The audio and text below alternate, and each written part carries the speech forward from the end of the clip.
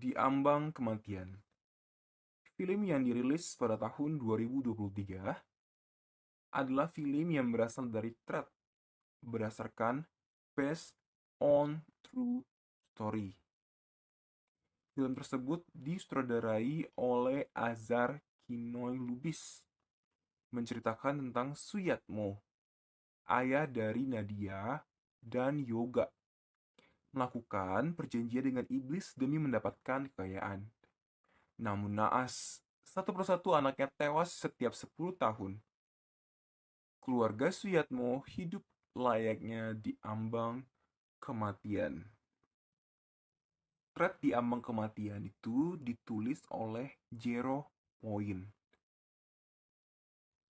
Secara plot, dibuat secara runtun ya. Mulai dari tahun 2002 sampai 2022. Jadinya nih sebagai audiens kita lebih understand dengan sequence per sequence. Lebih paham gitu. Jadi nggak ada yang kayak mundur ke belakang. Bener-bener runtun gitu. Kita bisa lihat dari perubahan waktu ke waktu ya. Dari 2002 pakaian, entah itu handphone atau apalah ya. Di film itu kayak dilihat perbedaannya secara lambat laun gitu. Nah, kalau bisa kalian lihat juga, mobil yang dipakai keluarga Suyatmo juga di-upgrade ya. Jadi nggak hanya tahun aja berubah nih. Nah, mungkin pertama karena mereka kaya ya, dan yang kedua mengikuti zaman. Karena nggak mungkin kayak nggak ada yang berubah tuh dari film. Apalagi mereka kaya, nggak mungkin kayak udah capek-capek numbalin, toh hidupnya gitu-gitu aja, nggak mungkin. Karena bisa dilihat dari perilakunya si bapaknya ini, Suyatmo, yang mau hidup bergelimang harta. Film di Ambang Kematian ini juga ada gore-nya ya. Nah, yang pertama itu adalah ibunya dari Nadia yang diperankan oleh Hinaryoshi. Nah, ibunya ini mati secara menggenaskan ya. Jadi waktu itu kan dia matinya itu tahun 2002 ya. Pergantian si jatuhnya kayak gitu lah. Nah, mereka lagi makan malam nih, kumpul. Makan malam, kumpul. Tiba-tiba si ibunya bilang, aku mau ke dapur ya. Nah, di situ ada panci panas ya. Lagi dimasak air panas gitu kayaknya. Dimasukin dah kepalanya sendiri zet, ke dalam air panas. Bener-bener wow, anaknya cuma teriak kan, si anak si ceweknya si Nadia tuh teriak. Wow, teriak. Oke, dibawalah ke rumah sakit. Tapi dikelihatan banget ya, mukanya tuh diperlihatkan kayak yang bener-bener kebakar gitu, air panas yang bener-bener menjikan. Ngilu lah kalau orang yang nggak kuat. Itu. Itu yang pertama ya. Nah, yang kedua ini di akhirnya. Jadi si Nadia ini akhirnya mati ya. Tapi sebelum mati bilangnya, bapak pergilah ke sana, nggak usah ngeliat aku. Jadi dia tuh mati kayak ngambil pisau, abis itu kayak dikupas gitu kulitnya. Pokoknya dikupas gitulah kulit, entah mukanya, entah itu tangannya. Jadi kayak dikupas-kupas gitulah pakai pisau, pisau untuk makan di depan dia. Itu bener-bener, kayak gore yang bisa dibilang lumayan lah seremnya gitu untuk film di ambang kematian ya. Ada beberapa adegan jump scare yang menurut gua repetitif. Oke, jadi kayak kurang enak aja gitu. Untuk awal-awal mungkin it's okay, tapi kalau diulang berkali-kali dalam bentuk yang sama kayaknya no banget. Misalnya badan membelakangi orang. Oke. Itu beberapa kali jump scare-nya sama ya. Oke. Sebenarnya jump scare itu perlu. Cuman ketika mereka repetitif dalam formula yang sama itu pasti bosen banget untuk para audiens. Mungkin si director bingung nih, mau buat jump scare apa lagi ya, entah dari sudut sana atau sudut sini. Tapi kayaknya menurut gua jangan melakukan hal yang sama untuk jump scare. Ya kalau di film ini kayak badan membelakangi orang, tiba-tiba zut gitu. Mungkin cari yang lain kayak entah tiba-tiba muncul dari atas atau apa kayak yang penting nggak sama aja. ya. Adegan Yoga mati menurut gue lucu. Meskipun ya sebenarnya serem.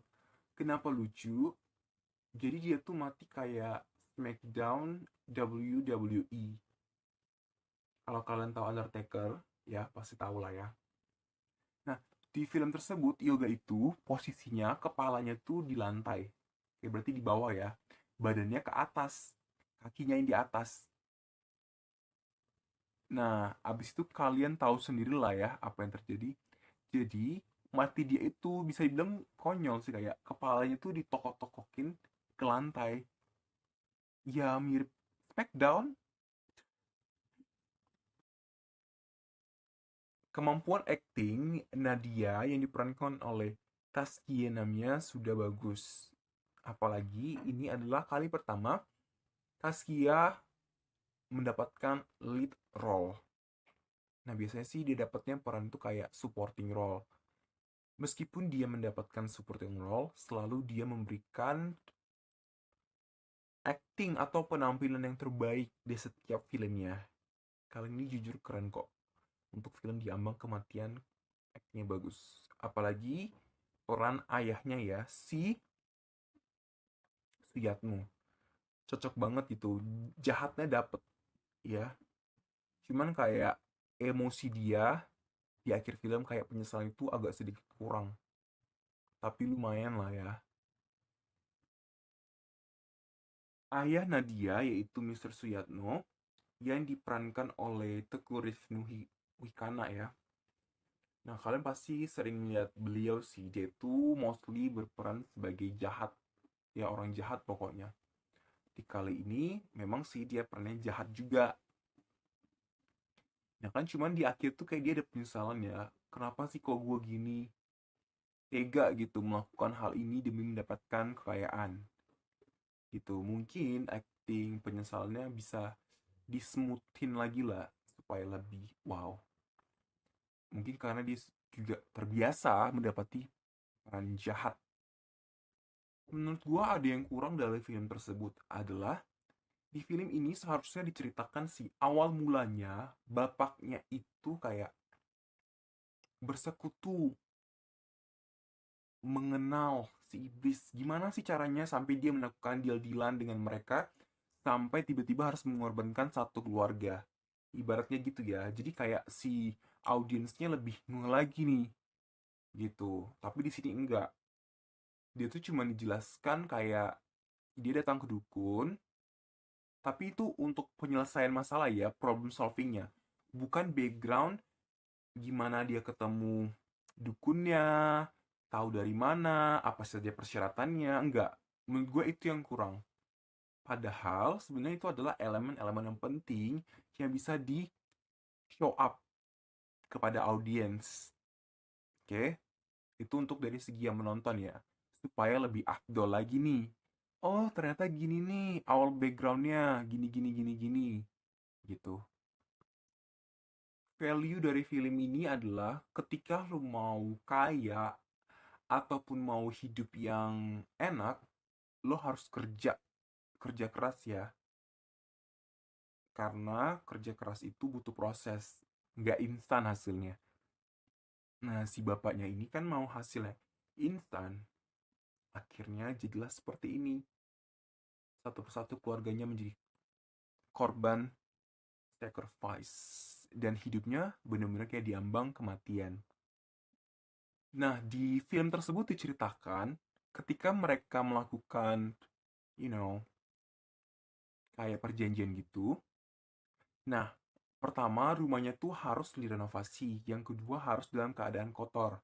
Oke, kita lihat nih di filmnya memang rumahnya dalam keadaan renovasi terus.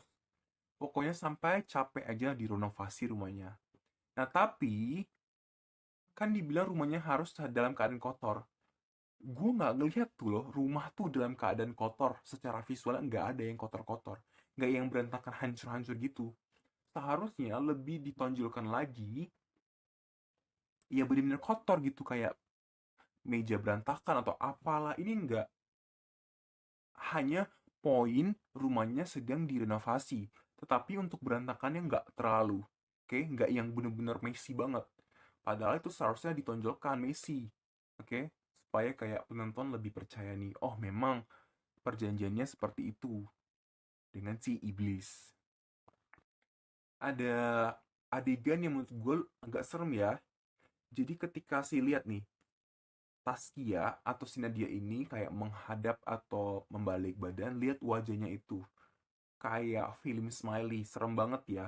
Itu tuh nggak perlu special effect yang gimana-gimana, tapi ketika dia pintar memainkan mimik wajahnya, akhirnya seperti gambar ini. Serem kan? So, if you wanna be rich atau hidup enak, lu harus kerja keras dan juga berdoa kepada Tuhan, bukan minta kepada yang lain. Oke?